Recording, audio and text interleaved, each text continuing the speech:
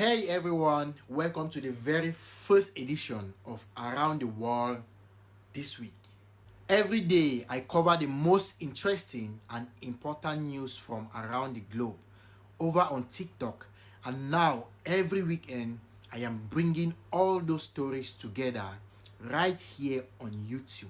From viral moments and political drama to global headlines you might have missed, this is your weekly world recap in one place. Without wasting any time, let's jump right into what happened this week from September 7 to September 13, 2025. Just few minutes after she entered the train, she was attacked by a restless looking man wearing a red hoodie with a pocket knife. And that is how she lost her life. Imagine running away from war only to end up losing your life in the most horrifying manner. That is what happened to this 23-year-old Ukrainian woman who fled Ukraine into the United States to live a safer, better, and happy life. The woman was identified as Iryna Zurestka, and she was putting on a black cap and a black shirt at the time of this incident. She left work and was heading home on the 22nd of August in Charlotte. Just few minutes after she entered the train, she was attacked by a restless looking man wearing a red hoodie with a pocket knife. And that is how she lost her life. The man was identified as Decalos Brown Jr., 34 years of age. She was attacked totally unprovoked. What kind of a monster attacks someone unprovoked, especially from the back? So this woman was probably safer in a war zone. How traumatizing is this story, especially for those who were on board that train? Neymar might just be the new name for grace. You cannot talk about grace without talking about Neymar. Nothing in the entire human history has happened like this before. So this might be the biggest glaze in the entire human history. A Brazilian businessman who recently passed away left his entire fortune of over $1 billion to Neymar's name. They were not related. They were not even friends. As a matter of fact, they have never even met. The businessman was just a big fan of Neymar. He had no friends, no family, no wife, and no kids. In the will of the businessman, he stated that, "I like Neymar, I identify with him a lot.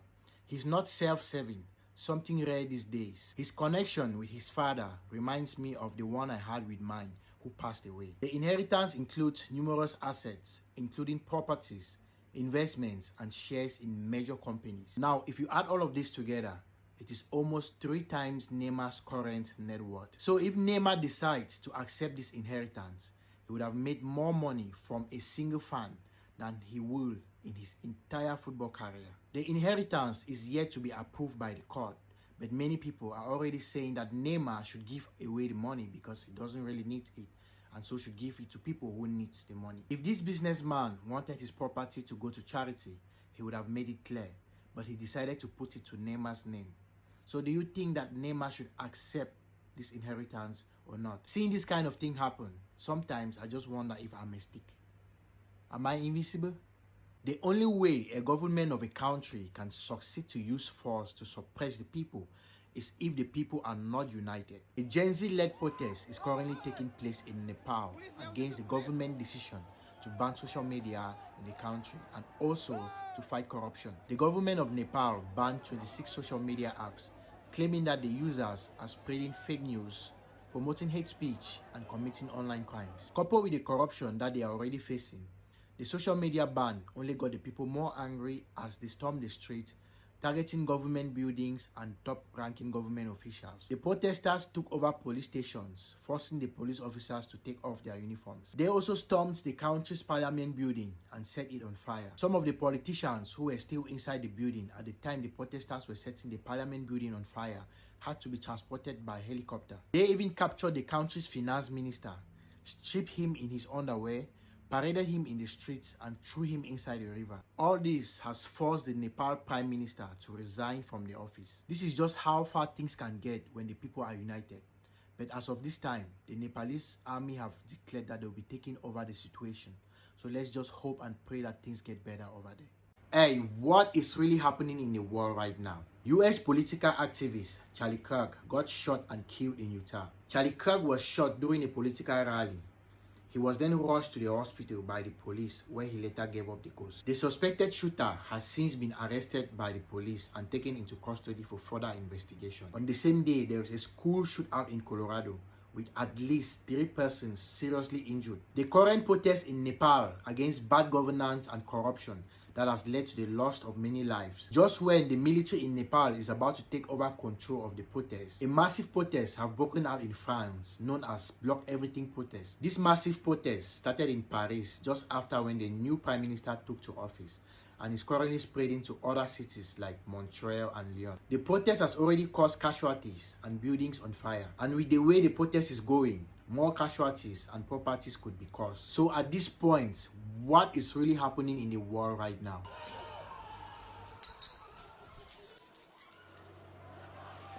Elon Musk is the second richest man in the whole world and not the first richest man. This is crazy. As I speak to you right now, Elon Musk is no longer the richest man in the whole wide world. Do you know who the richest man in the whole world is right now? Oracle co-founder Larry Ellison. Larry Ellison has overtaken Elon Musk to become the world's richest man. Larry Ellison's fortune jumped by $100 billion. $100 billion in a single day, raising his net worth to $393 billion. Meanwhile, Elon Musk's worth now stands at $385 billion, placing him second on the list. Over 100 billion in a single day. Okay guys, the suspect of Charlie Kirk has finally been identified as Tyler Robinson and is currently in custody as we speak. Good morning, ladies and gentlemen. We got him. On the evening of September 11th, a family member of Tyler Robinson reached out to a family friend who contacted the Washington County Sheriff's Office with information that Robinson had confessed to them or implied that he had committed the incident. This information was relayed to the Utah County Sheriff's Office and scene investigators at Utah Valley University. This information was also conveyed to the FBI. Investigators reviewed additional video footage from UVU surveillance and identified Robinson arriving on UVU campus in a gray Dodge Challenger at approximately 8:29 a.m. on September 10th, in which he is observed on video in a plain maroon t-shirt, light-colored shorts, a black hat with a white logo, and light-colored shoes. When encountered in person by investigators in Washington County on September 12th, in the early morning hours, Robinson was observed in consistent clothing with those surveillance images. Investigators interviewed a family member of Robinson who stated that Robinson had become more political in recent years. The family member referenced a recent incident in which Robinson came to dinner prior to September 10th, and in the conversation with another family member, Robinson mentioned Charlie Kirk was coming to UVU. They talked about why they didn't like him and the viewpoints that he had. The family member also stated Kirk was full of hate and spreading hate. The family member also confirmed Robinson had a gray Dodge Challenger. Breaking news. If you're living in Thailand or you're planning to come to Thailand, this video is for you. But if you are not an alcoholic, I'm sorry, this video is not for you. So you better skip it right now. Hey, you know how sometimes you really want to take a bottle of beer or two during the day, right? But you can't because of the alcohol sales ban. Especially when you're on holiday or on vacation.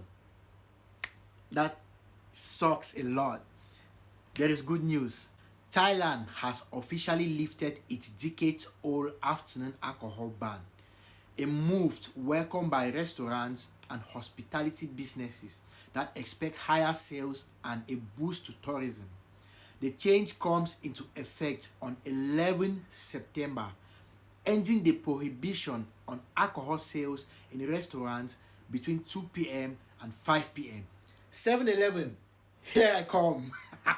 And that's a wrap for this week's edition of Around the World this week. If you found this helpful or interesting, don't forget to like the video, subscribe, and hit that bell so you never miss a weekly recap. Let me know in the comments which story surprised you the most, or if there is any headline that I missed. And if you want daily updates, follow me on TikTok where I break down global news every day. I will be back next weekend with everything that you need to know from around the globe. See you then.